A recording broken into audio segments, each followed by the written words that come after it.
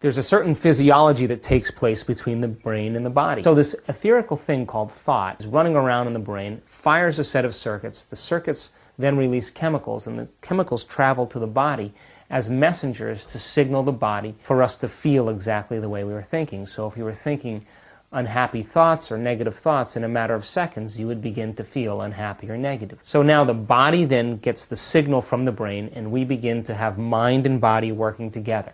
We begin to have our thoughts stimulating our body, and we begin to think negatively, we begin to feel negatively. Now once we begin to feel negative, and we're noticing that we're feeling that way, it's very appropriate for us to think equal to how we feel, which then makes more chemicals for us to feel the way we think and think the way we feel. And this chemical cycle, this chemical continuity, creates what's called a state of being. So a person says, I'm an unhappy person, because they've memorized that chemical state of being. Now if you think about this, the repetitive cycle, the redundancy of making those same chemicals, 20 years of hatred, 10 years of anger, 15 years of judgment, the chemicals that are being created are conditioning the body over time to become the mind.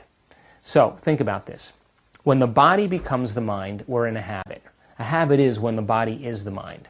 So the person has fired the same thoughts which made the same chemicals of, say, suffering or insecurity. They think insecure thoughts or they think a suffering thought. It then signals the body for them to begin to feel insecure or to suffer.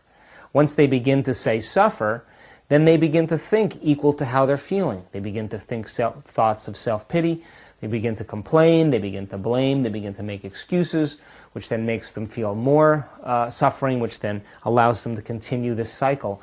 And when we begin to think and feel and think and feel over and over again, feelings become the means of thinking.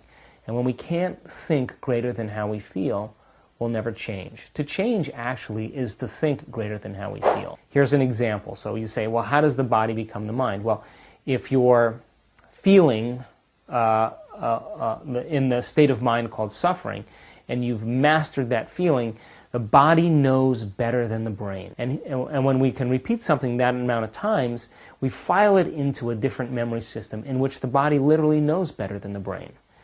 You know, if you think about it, when you can't remember a phone number in your mind, but you pick up the receiver on your phone and your hands is able to dial the number. I mean, how is that possible?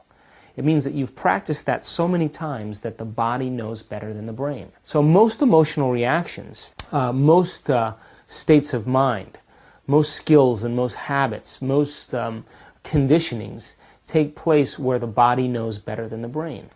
So the person then who has suffered for, say, 20 years, they say, I want to consciously declare that I want to be happy. But because the body has been conditioned for 20 years to be unhappy or to suffer, the mind and the body are not working together. So the body is the servant to the master. The brain and the mind is the master. If we condition the body to know better than the brain, the servant literally becomes the master, and then the master goes to sleep. So now when we say we want to consciously, willfully declare happiness, the body, which has been conditioned to be unhappy, mind and body are working in opposition. So if the body knows the state of mind of unhappiness better than the conscious brain knows happiness, because it hasn't really had the experience, then the body just takes one stray thought or one stimuli from the environment and the next stimulus from the environment. And the next thing you know, the person begins to act in repeatable ways. So to change then is to lift the mind out of the body and to put it back in the brain.